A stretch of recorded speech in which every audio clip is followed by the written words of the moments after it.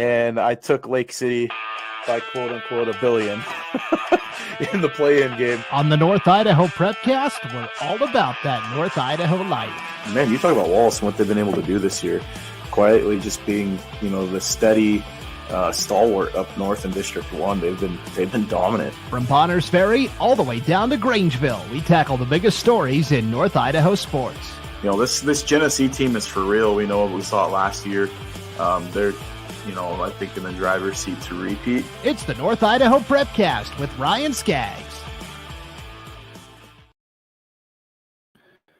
Hello and welcome in. It is the North Idaho Prepcast on IdahoSports.com, coming to you live on a Wednesday morning, just shy of 10:30 local time, Pacific time, here on the IdahoSports.com YouTube channel, Facebook page, and X account. You can, of course, tune in live anytime at those three destinations. And if you are live with us, hey, thanks for hanging out. We appreciate it. Of course, you can watch the North Idaho Prepcast on replay anytime at those three destinations as well.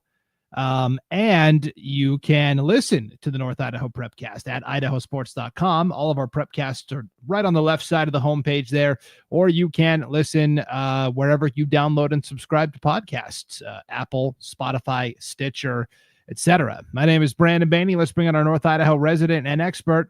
It's Ryan Scaggs. Yo, what's up, Scaggs? Not much. Just ready for another exciting show. Hopefully we're not as long as we were last week, so I think we will manage to avoid the hour mark. I hope so. Good grief. Yes, I think so. One word to describe us this morning ahead of the show: total disaster. Oh my gosh, here it is. We usually go at 10 o'clock. It's like almost 10:30. I was scrambling, trying to get my lighting figured out. I have the window open for some natural light. That made my face look blue. I turned on my actual light inside my office. Now I look kind of orange. You look good though, so that's really all that matters. I mean, I make this. I can go blue steel. I'll Zoolander. Yeah, Zoolander.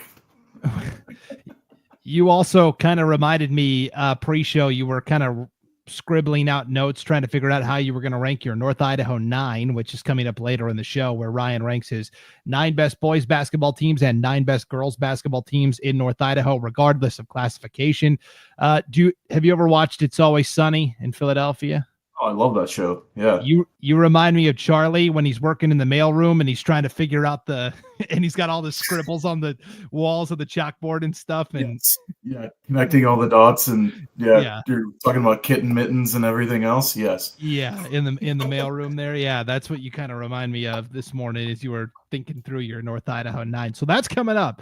Stay tuned for that. But it seems like we always start on the North Idaho Prepcast with wrestling, and there's just so many great storylines to talk about. The big storyline was the River City Duels last week. Post Falls hosts this every year. And on the boys' side, Trojans win the title. They beat Meade, Washington 46-28. They get wins from Ryder Seguin at 138, Tanner Piper at 150, Kyle Miller at 157, Colton Austin at 165, Trey Smith at 175, Seth Martin at 190, Xander Scholes at 285, the heavyweight. And then in the lighter weights, Tristan Mendenhall wins at 98.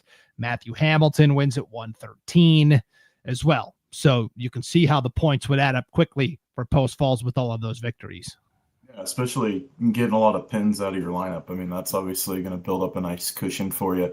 Match starting at 132, so they kind of starting in the middle weights there, right in the meat of the order. I mean, that sets up real nice for Post Falls against a really good Meade team. I mean, Coach McLean does a great job with that Meade program. They've been a powerhouse in the state of Washington for a long time.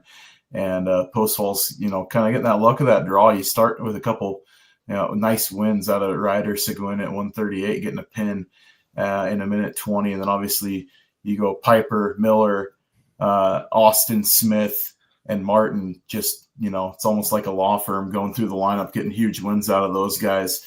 That puts you in a nice little mojo, moving forward through the rest of that match and getting a big win, 46-28 over Meade. And then Coeur d'Alene wrestled really well too at the River City Duels in the third place duel, beating Lakeland 53-27, in a nice spirited battle between those two programs, the 5A versus the 6A. But some great matches that happened, and then Sandpoint obviously was in that gold bracket as well.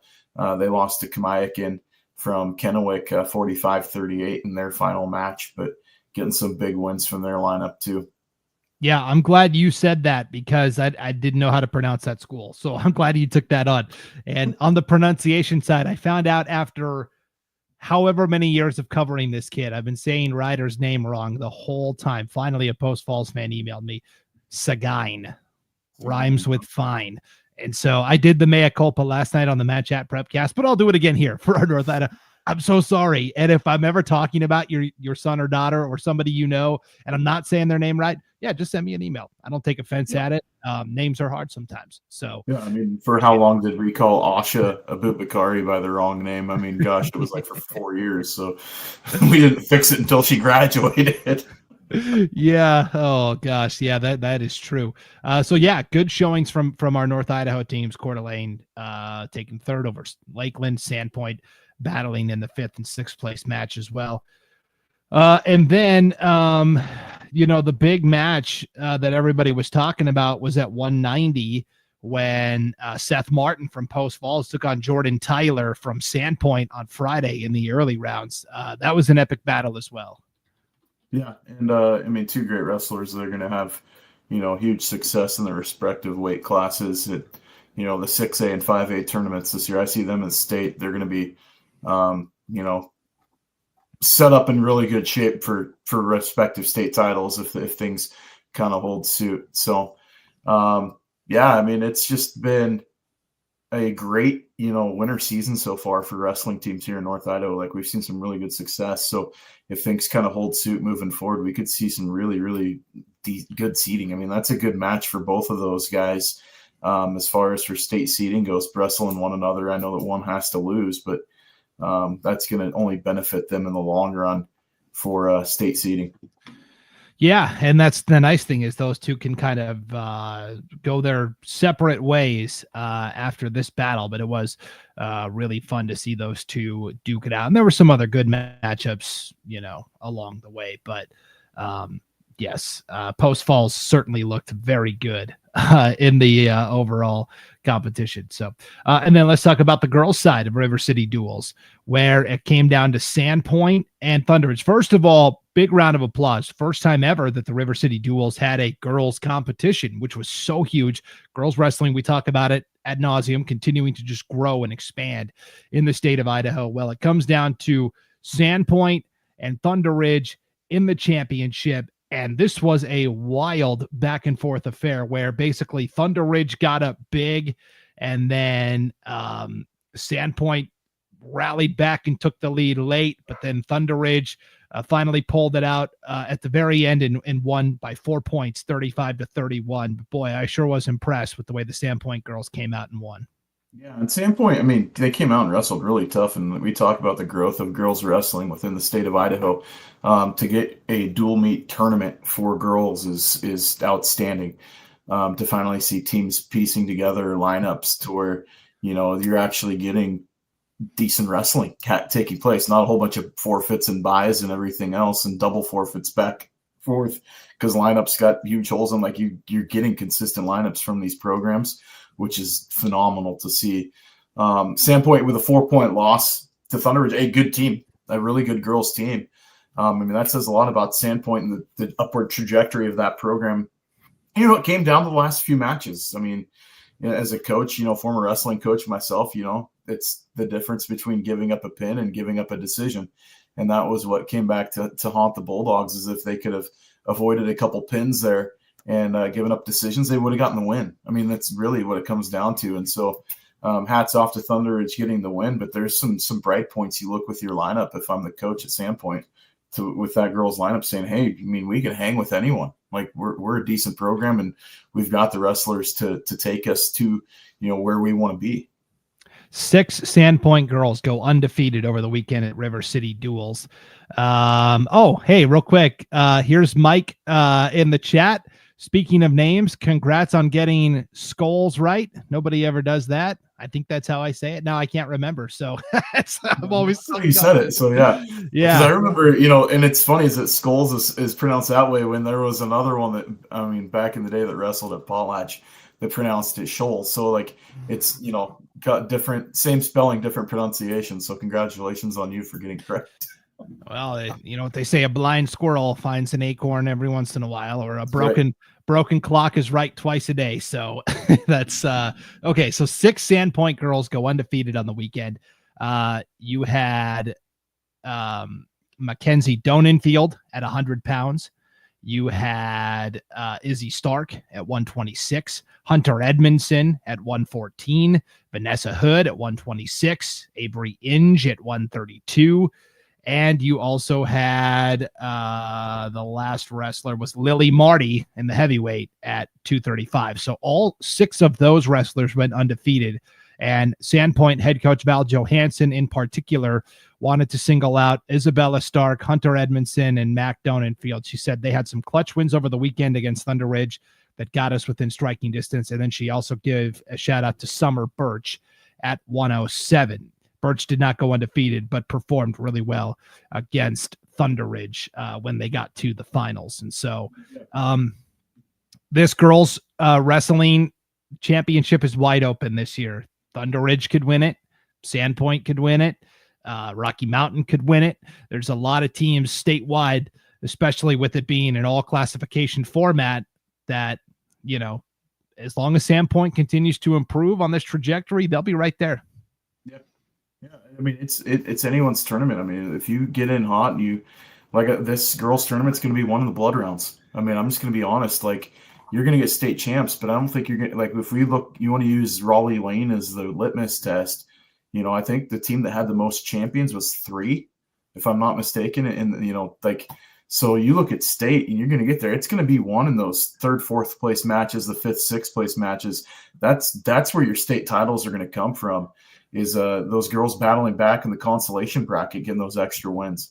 Yeah, so at Raleigh Lane, which serves as a semi kind of table setter for state, the team from Idaho that had the most individual champions was CUNA. You're correct with it was 2 or 3, I can't remember, but they only took 5th in the team standings. There were other Idaho schools that finished ahead of CUNA. So like you said, the blood rounds, who's battling for 5th and 6th, who's taking 3rd and 4th, those are going to be critical at that state tournament. So I mean, you could go into other brackets, but that's for the Matt Chat Prepcast. But if you prognosticate and you look at, I would say probably 3A is going to be 4A and 5A. I mean, it's going to be similar situations where you're going to be looking in the blood rounds. That's where the extra points are going to come from to clinch the state titles there. Just because I think statewide the playing field's so level. I mean, there's so many teams that have great wrestlers.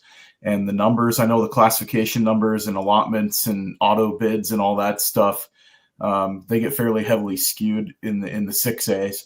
But you start getting some of the smaller classifications, it's going to be balanced. And I think that you're going to get chances where, you start bringing those small schools to the table. We've talked about in years past, especially at 3A, where you see teams like Clearwater Valley showing up and getting some champions and, the Kellogg's of the world and everything else. It kind of sways the balance of teams walking in with 20 kids when you start getting hammers that come in with teams that have maybe 9 or 10, but 4 of those guys go and win a state championship. Priest River, for example, they're not going to maybe necessarily qualify for a team title, but they can make their own hay when they get to state as far as getting some champs.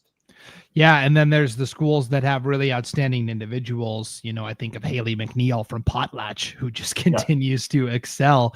The big competition this weekend in wrestling is, of course, the Clearwater Classic over in Lewiston. Last night on the Matt Chat Prepcast, which again, the Matt Chat Prepcast is our standalone wrestling only show we do for 1 hour, Tuesday nights, 7 p.m. Pacific time on all of these same destinations, IdahoSports.com YouTube channel, Facebook page, and X account. There we had Hoyt Haas in the chat, and he a great hype man. He said, I hope everybody enjoys. Come out to the Clearwater Classic this weekend, home to the world famous Jolie Slider. Of course, on the girls' side, who's nationally ranked for Lewiston. So that's cool. That's awesome, and good to see teammates at one point giving love where it's due and everything. And Yeah, I mean, next weekend I'm going to get a chance to do the NIC duel. So that'll be fun on Saturday. I'll be broadcasting that one for North Idaho College on Flow, which is going to be fun. I'm excited to do that. And speaking of Hoyt Haas, we'll see him in the lineup for the Cardinals, which is awesome. So, yeah, I mean, wrestling is alive and well in the state of Idaho. I mean, gosh dang, I would love to see the Division I level get it back. We're going to see it back, obviously, on the girls' side, which is going to be awesome with Idaho State. But, we can get the men's and the boys' side back in the fold. That would be phenomenal. I know that everybody would be celebrating and doing backflips in the street if that took place. Yes. Here is Mike Scholes in the chat. 6A boys 113 has 4 wrestlers in the top 6 in the North, and there are only 2 auto bids and 1 at large. So one is definitely not making state. Yeah, if we look at our most recent rankings on IdahoSports.com, which, as a reminder, Wednesday is when the rankings update. So that'll come a little bit later on this afternoon. The new rankings will be published. But as of last week, you had Matthew Hamilton from Post Falls ranked number 1, Riker Allen from Post Falls ranked 3rd, and then 2 Coeur d'Alene guys at 4 and 5, Justice Peregrina and Rocco White. And yeah, one of those guys isn't going to make it. It's tough. Somebody's going to go up a weight class. I mean, they're going to have to make a decision. So, you'll see guys bumping weights as we get closer to districts maybe. So, yeah, I mean, there's going to have to be some chess matching going on behind the scenes to see what you can get numbers wise and shuffling lineups to see who has the best chance of getting the state tournament. That's the strategy part that I really love about wrestling. How do you fill out that lineup card when it gets to districts? Try and maximize your potential at state. Okay, so you mentioned you're going to be broadcasting the NIC duels next week. Well, as a warm-up, Ryan, this Friday, IdahoSports.com, very pleased to announce that we are going to be broadcasting the annual Battle for the Paddle between Lakeland and Sandpoint. This year, it's in Sandpoint. And for those that aren't aware, the Battle for the Paddle is like so many other spirit competitions in North Idaho, the Golden Throne, over in Lewiston, between Lewiston and Clarkston, or the Fight for the Fish, Coeur d'Alene and Lake City, where it is an athletic competition, but it's also a school spirit competition. Funds are raised on both sides for local charitable causes, which is great. And then at the end of the event, the winner of the Battle for the Paddle will be announced. Lakeland has had a firm grip on this thing the last couple of years. So we'll see if Sandpoint can come through with the win. But the way it works on the athletic side is there's a girls varsity basketball game at 4:00 Friday afternoon.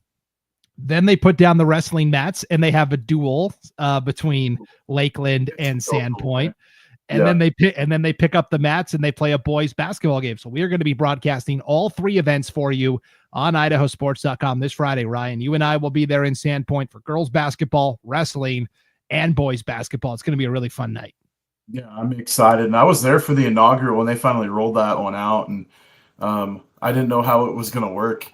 And when they first had rolled out like that kind of spirit series between Sandpoint and Lakeland, it was awesome. And it's such a cool event. It's only grown. I mean, they're doing so much better job of organizing it to get it to flow really nicely too, with not a ton of downtime. And I'm so excited to be there Friday night and be able to showcase that event. It's going to be a ton of fun. 2 really great fan bases and school spirits that go on. And yeah, I mean, it's going to be a great atmosphere. It's going to be a great girls game, Sandpoint and Lakeland. That's a great game as far as matchup there. And then a really nice wrestling duel, too, between Sandpoint and Lakeland as well, with a number of, state caliber wrestlers that are going to be in lineups for both teams. So that's going to be an exciting night. Yeah, now I will say the one thing that is missing from this Battle for the Paddle is, as of this moment, it does not sound like any girls will be participating in the wrestling portion of it between Lakeland and Sandpoint. I know they are trying to, coaching staffs for both schools are trying to facilitate that to get some girls out there on the mats for the duels. Next year, we got to make it happen. I mean, girls wrestling is at the point now where it's no longer a new sport and a niche sport. It is right there with boys wrestling, and those girls deserve the exact same opportunity. And if it adds a little bit to the time, hey, the fans already know it's going to be a long night of activities anyways. If we push it out another hour or a half an hour or whatever it is, I don't think anyone's going to be upset about that. So next year, let's get it in place to give those girls the opportunity to wrestle under the lights, just like the boys get to. Yeah, I mean, you get the spotlight center court, and that's under the mat. It's gonna be on the mat. That's gonna be a ton of fun, and it's going to be a crazy atmosphere too. I mean, buckle up. We're going to be, I think, in the box, which will be, I think we're lucky because you'll actually be able to hear us. But yeah, it's going to be a ton of fun up there at Sandpoint on Friday night. I'm looking forward to broadcasting it here on Idaho Sports. Yep. It sounds like maybe you'll be doing it solo, Ryan. Here's my boss and yours, Paul Kingsbury, in the chat. Sorry, Brandon, you know the rules. You are suspended for saying niche. He spelled it incorrectly, though. Well, I think he was putting the phonetic spelling. Oh, gotcha. Yeah. Niche. Sorry, niche. Yeah. Either way, it's going to be a lot of fun Friday night. Again, that starts at 4:00 Pacific time on IdahoSports.com. All right. Well, we were talking girls basketball anyways with the Battle for the Paddle. Let's stick with it. The big storyline I thought in girls basketball recently has been kind of these 1A these 2A and 3A teams playing each other. You know, Prairie beats Grangeville beats Lapway, Prairie beats Genesee last night in a fun game. We're seeing some really good competition there. And then how about last night, the Post Falls girls get a breakthrough win over Lake City, and they do so with an old familiar face leading the team from the bench. Did you see this in the Coeur d'Alene Press, Ryan? I did not. So the head coach for Post Falls is, of course, Mike DeVillibus, right? He's in his first season. Well, one of his top assistants this year has been longtime Post Falls girls coach Mark Allert. Coach Allert had to resign from the position a couple of years ago due to some health-related concerns. Well, he's feeling good enough to come back in an assistant role. Well, Coach DeVillibus has been under the weather this week, hasn't even been at practice. And so last night, Coach Allert, acting head coach, leads the team to the win over Lake City, just like old times. It was a really cool story. That's awesome. Yeah, now I'm reading I just pulled up the article, which is awesome. So that is super cool. And I mean, you talk about a breakthrough, and that's a big win for that program. I mean, Post Falls has been on the cusp in years past, and getting that win this year, 6-12 overall, but they got a 3-2 record in the IEL, which is just, I think goes a little unsung right now. That like they're actually pretty competitive in league. So in a tough conference, I think they get a win over Lakeland, if I'm not mistaken, too. So Post Falls has gotten some nice wins in their lineup and getting some nice play. I mean, McGowan ended up going off last night for 18 in the ball game, leading all scores. I mean, that's a nice night for her, and certainly Mitley with 12 following up there, and Felix got 11. So Walton with 10. So you got 4 players in double digits. That's going to bode pretty well for you in the score column to get yourself a W. Yeah, and they only lost to Coeur d'Alene by 11 when they played the Vikings last week. So Post Falls is a team that you're definitely going to have to keep an eye on here as things progress down the stretch. And then we'll talk about the Post Falls boys coming up too, because they're all of a sudden the hottest team in all of North Idaho. In 6A right now. Like, I mean, let's be real, they're on an absolute tear. Yeah. So before maybe one of the hottest teams in 6A basketball. Yes. Before we get to that, I also wanted to shout out a couple of individuals on the girls' side from the White Pine League 2A. Yeah. Emma Krogh from Kamei goes off for 44 points last night, 7 steals in that rivalry series with Clearwater Valley. And I feel so bad for Kamei because they're a really good team, probably a team that deserves to be at the state tournament. To get there, though, they are going to have to either knock out Lapway or Prairie. And it's almost impossible. Ryan, the last time Prairie and Lapway did not finish 1 and 2 in some order in the White Pine League was all the way back in the 2013-14 season. That's more than a decade ago. Genesee somehow grabbed one of those top 2 spots. And since then, it's been Prairie and Lapway and Prairie. They're winning on average about 84% of the games they play combined through this run of more than a decade plus. And so for Kamei, I feel really bad that they just can't break through the noise. We're so focused on Lapway and Prairie all the time, and for good reason. Prairie, meanwhile, Lexi Schumacher, great point guard, finishing up her career, crosses 1,000 points in her career last week. And then Landry Simon from Lakeland also did the same recently, crossed 1,000 points in her career. So there's just a lot of good girls basketball stuff going on here in North Idaho. That's in years past. You would have seen the third place team from the White Pine getting a play-in opportunity against, in years past it had been maybe from up north or they would get one on the road, but now I don't know if that's the case this year. So, I mean, it's 2 and in and that's it. But, does a third place KMEI team as it stands right now deserve a chance to get into the state tournament? I would say absolutely. I mean, I'd take them over most district, if not all District 3 teams. But that's just obviously not the way things work right now with the system that we have in place. If things change in the future, we might see an at-large opportunity, but that's another conversation for another day. This year, Ryan, the White Pine League gets 2 bids to state. Yep. The half bid comes from District 3. Again, no disrespect to the teams down there, but when you look at the statewide picture, that league lags behind the rest of the state. And so the third place team from District 3, probably going to be Rimrock or somebody, they're going to have to go play. Paul talked about it. It's like council's playing an independent schedule, and then they're going to enter as the lowest seed into the district tournament, and they might win the whole dang thing. Like that. That's a realistic possibility. Yeah. It's just so the third place team from that league is going to have to play Butte County, who's probably going to win the East, and Butte County is a top 5 team, and Butte County's going to probably roll through them like a knife through butter. And so I don't know. It is what it is. KMEI knows the deal. Hey, we got to knock out one of these two, Prairie or Lapwai, or both. Maybe, I would focus on one, but that's me. And there's no easier opponent. They both have size. They both have shooting. They both play really tough defense. They're both well coached. It's just hard. So, yeah, it's just unfortunate, but it doesn't take away that they're a really good team. I mean, let's be real. They're a great team. Yeah. So with that said, let's unveil your North Idaho 9 girls basketball rankings, the 9 best teams in North Idaho girls hoops, regardless of classification size. I believe these are the first rankings for the year 2025, Ryan. So I'm interested to see how your thought process has changed. Here we go. Here. Yeah. So 1, I've got Coeur d'Alene, 2, Timberlake, 3, Prairie. Prairie got that nice marquee win over Grangeville, who's at 4. Lapwai at 5, who has, lost to Grangeville. Genesee comes in at 6. They're in the rankings. I mean, that's a Genesee team that, watch out at 1A. That program came down, and we've seen them flexing a little bit. KMEI comes in at 7. Lakeland at 8. And Priest River is at the 9 spot. I think this Spartans is the biggest question mark in my mind in this rankings. Like, what do we know from them?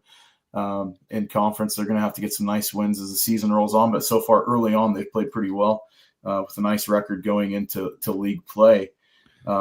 Timberlake, in my mind, I look is like, if you want to talk about respective classification to lineup kind of thing, Timberlake's got one of the best lineups in my mind at 4A.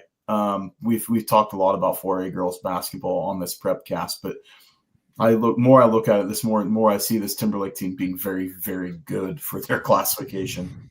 Coeur d'Alene's, in my mind too, a question mark. Do they play too close to the sun at times? And that, is it going to come back and bite them come state tournament time? New coach, some of the same familiar faces from last year's state championship team, obviously losing some big pieces, but they do have, Brooksley Colvin, who is, a dynamic player in her own right. And that's, Grangeville. I think you look at those, 2, 3, 4, and 5, and 6, they're all realistic state title contenders within their respective classification. Yep. It's again, just thinking classification wise, how many classifications could a team from the North win this year? I think realistically 6A, I think a team from the North, if Coeur d'Alene or Post Falls or Lake City gets there and can gel, it's a fairly wide open classification. I think 4A, certainly with Timberlake, 3A with Grangeville, 2A, of course, with Lapwai and Prairie, and then maybe KMEI, we'll see. 1A, I'm not so sure about. Maybe Genesee can do it. Maybe Deary. We'll see. But I think they can make noise. I don't know if that's certainly like a state championship, but I certainly could see them playing Saturday. Yeah, I really think 5A is the only one off the table because it's just Middleton and Pocatello. kind of seem heading, and even like Skyline, I think is pretty good. Like there's a lot of good 5A teams that are not. Those East Idaho teams are solid. There's a lot of good teams there in East Idaho too. And the Middleton, like you said, they look like world beaters right now. Yep, for sure. Earlier this week, on the East Idaho Prepcast, Sean Kane and Joel Richardson did have Sugar Salem girls basketball coach Crystal Daly on their show. And they asked her at the end, hey, have you watched Timberlake? Like, kind of be honest with us. And she goes, yep, I've seen a lot of their film. They're a well-coached team. They're very similar to if we get Sugar Salem and Timberlake in the finals, I think that's a pretty good matchup. That's way down the road. Seated. I want to see them get seated on opposite sides of the bracket. That's for dang sure. Hopefully that takes place. Yeah. And it's crazy. Sugar Salem is 15-0. Teton, I think, is 14-1, and South Fremont is like 13-1. All top 5 teams in that district. One gets to go to state. That's where I'm so excited if we get the changes to where we get the either the play-in opportunities, expansion, or like true rankings get in after the league champions. I think that's what needs to reign the day. Like, let's just fix the system. Yep, for sure. So let's move on to boys basketball. Let's start at the 6A IEL where, Coeur d'Alene lost to Post Falls. That was about 10 days ago now. And we kind of said, oh, okay, Post Falls is playing a little better. Maybe an off night for Coeur d'Alene. Then Coeur d'Alene comes out and drops the fight for the fish to Lake City. And we're like, okay, Lake City must be top dog. Post Falls comes out last night and knocks off the Timberwolves at home. 60, let me see here. I want to make sure. So they beat Coeur d'Alene 67-63. And then they beat Lake City last night 61-56. That's remarkably consistent performances from Post Falls. They make their free throws down the stretch, and all of a sudden, I think the hierarchy has been established. It's the exact opposite of what we thought in the preseason, where we had Coeur d'Alene 1, Lake City 2, Post Falls 3. It's actually the exact opposite. Yeah, I did say though, Post Falls was the team in my mind that like everybody's got to watch. Like, you got to look out for them. That's one that, like, it wouldn't surprise me if they find their way into the state tournament. But like this Post Falls team, they play defense, man. They are an aggressive team, like just a pack of wolves out there on the floor. And you're going to have an opportunity to watch them. You're going to be broadcasting their game next week, you and Brandon Fury, when they take rematch against Coeur d'Alene, which I'm looking forward to that game. I think it's going to be a phenomenal ball game. But this Post Falls team, like, they're kind of showing up like, hey, we're legit. We're for real. Everybody wanted to talk all this noise about Coeur d'Alene and everybody else, and here we are. They're sitting top dogs in the conference heap right now. They get another win over the Vikings. They're in the driver's seat for the league title. I mean, like, let's be real about that. They could find themselves the 1 seed going in a district tournament, and it's a win and in situation. That's huge for Coach McLean's program. Yeah, and he, of course, Mike McLean in his final season on the Post Falls sidelines, his swan song, as it were. And Post Falls is pump the brakes, but yeah. What's that? He would tell me to pump the brakes on that kind of talk. There's a lot of time left. So yes. Yeah. And I would say Post Falls is a team that is just the sum is greater, the whole is greater than the parts, right? Than the sum of the parts, where it is a true team effort. Like, for example, last night, the scoring was fairly well distributed. Jackson Lins with 17 points. Connor Carver had 17. Tyrus Blake had 11. Trenton McLean with 10. That's 4 guys into double figures. And any of those guys are capable of leading the team. And then, of course, they've still got Isaac McEwen kind of quarterbacking the offense as well. So it really is a good just team and a good system. And you're right. If you don't defend, you don't play. That's the bottom line at Post Falls, right? It's a bunch of dudes that we've seen in the past. They don't have like the massive dude inside that's the unstoppable force. They can play really well around the perimeter. They defend extremely well. They've got quick hands. They're unselfish on the offensive end. You'll see them pass 6-7 times before finally somebody pulls the trigger and puts up a shot. But they've got shooters too. I mean, Connor Carver's absolutely lethal from 3. And so you look at, what some of these guys are able to do on the floor. They've got, unselfish play with great passing, and you throw in good shooting. That's a really tough team. That's a draw you don't want to have late in the season. Yeah, and you were mentioning it. I'll just give a quick plug here. We are going to be broadcasting that Coeur d'Alene Post Falls girls boys doubleheader next Saturday. I'm telling you what, some of the matchups we've got on tap, not just for North Idaho game night, but statewide here on IdahoSports.com. If you're ever wondering what games we're going to be broadcasting, you can just click on the game streams tab on the homepage at IdahoSports.com. But just going from tonight or tomorrow night through next weekend when it's Coeur d'Alene and Post Falls, Scaggs, here's what we have. Tomorrow night, Lapway at Prairie, girls hoops. I mean, we just talked about them, the Goliath and Goliath of the White Pine League. That's going to be phenomenal. Friday night, the Battle for the Paddle. We talked about that already with Lakeland and Sandpoint, basketball and wrestling. Saturday, we've got a doubleheader over in District 2, Nez Perce and Deary, girls and boys. Both of those teams on both sides are fighting for top 2 positioning in their respective conference races right now. That's going to be fantastic. Then you look ahead to next week, the 21st, Cami at Lapway girls. Okay, here we go. We're going to find out, can Emma Krogh and the Cubs pull off a road win? We've got Lakeside taking on Wallace in girls hoops on Wednesday, the 23rd. And then we mentioned it on Saturday, 2 doubleheaders, Coeur d'Alene and Post Falls next Saturday, the 25th. And then Kendrick and Cami as well. We got a lot of good basketball on tap for you. There's a lot of good games on tap. And you, like you said, looking statewide too, some of those other matchups out there, South Fremont, Sugar Salem.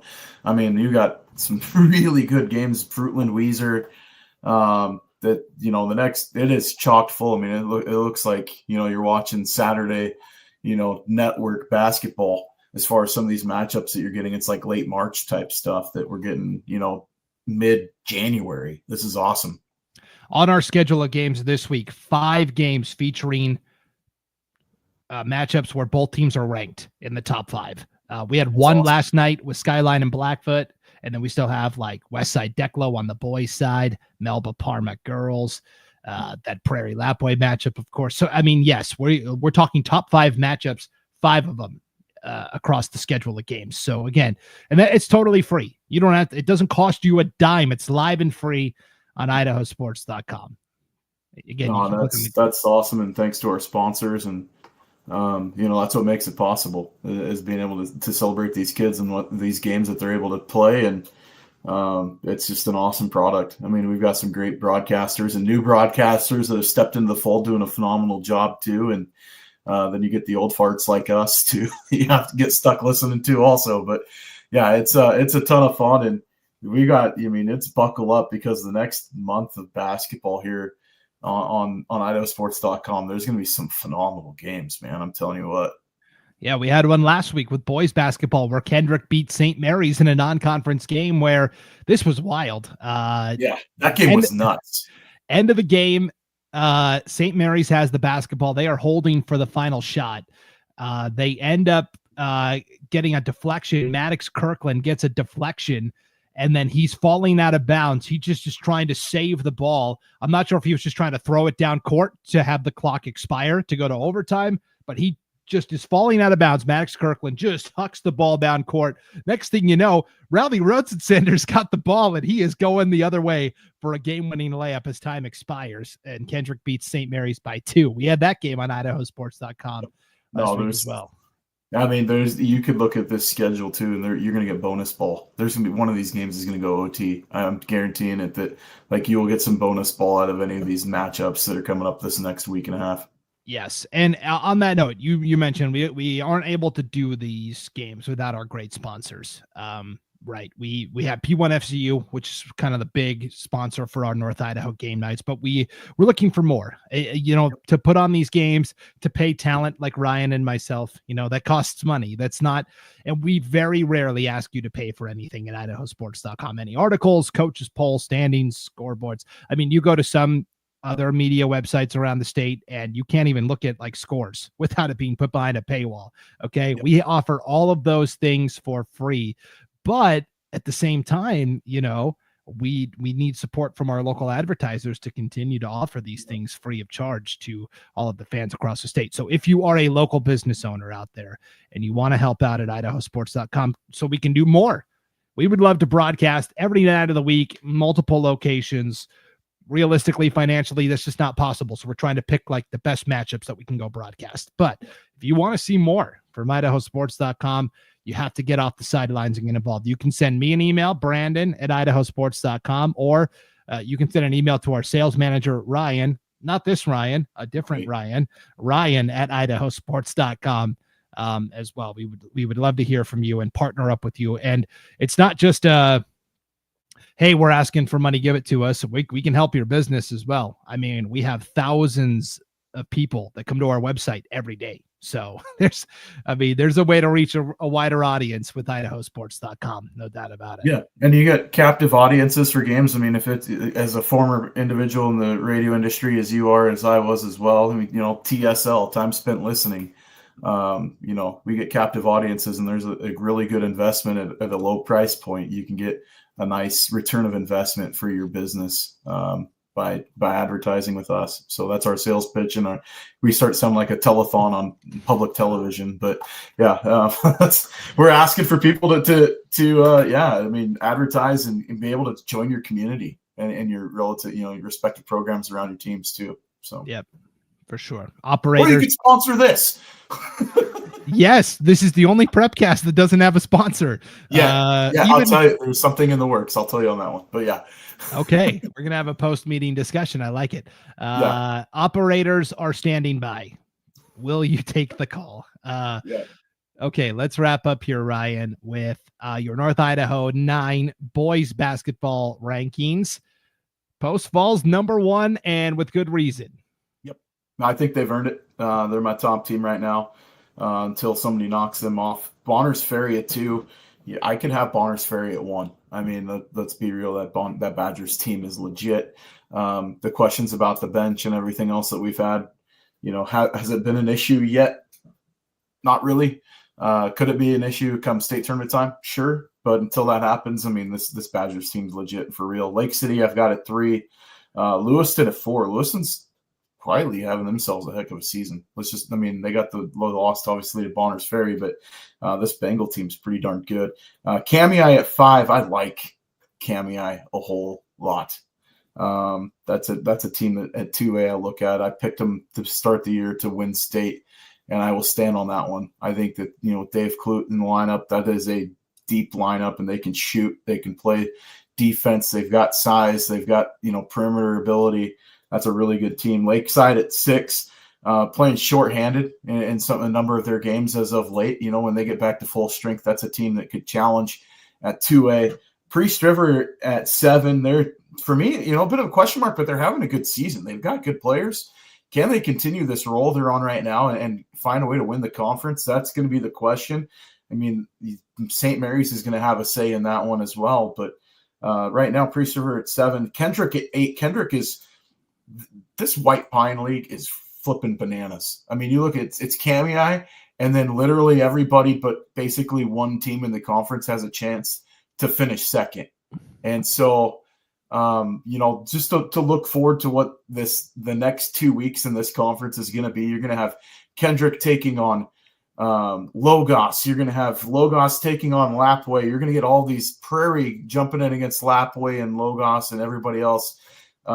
It's anybody's game. Potlatch got a big win over Kendrick last night. Kendrick was without Raleigh Rhodes at center, but Kendrick's at 8. And then Coeur d'Alene, until you win some games, you're at 9 right now. So you're kind of put on notice. The Vikings they're going to have to get some dubs to get themselves out of the basement in my North Idaho 9.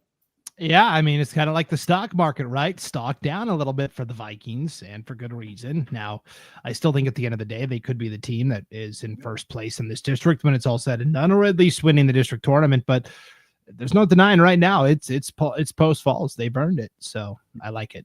I like the rankings there. So I think lurking on the outside looking in, Lapway and Potlatch are right there. So, and Logos too. So those 3 teams are right on the cusp as well. Yes. Okay. Well, on that note, trying to keep it somewhat short this week, Scaggs. I think we did a pretty good job, but this is the end of the road. So this is the end of the week. Any other parting thoughts before we depart here on Wednesday? I mean, we could play the playoff from the never mind. I won't go there. That's a joke that would make me feel extremely old. I was going to make a reference to a very, very old TV show, but I won't. So, anyways, from that thought, I'll just go ahead and hand it off to you and ride off into the sunset. I was All right. Lawrence Walk reference, but I think that would have gone missed. Yeah, always keeping it hip and fresh here on the North Idaho Prepcast. On your way out, if you've been watching this today, could you please hit the like button? Smash that like button. That's the young hip phrase you're supposed to use. Smash that like button if you're on YouTube or Facebook, and then share this when it's all said and done. That'll help everybody else find this a little easier on replay. But until then, thank you for tuning into the North Idaho Prepcast, everybody. Enjoy the competitions this week and weekend, and we'll see you back here next Wednesday for another edition. For Ryan Scaggs, I'm Brandon Baney. Thanks for tuning in on IdahoSports.com.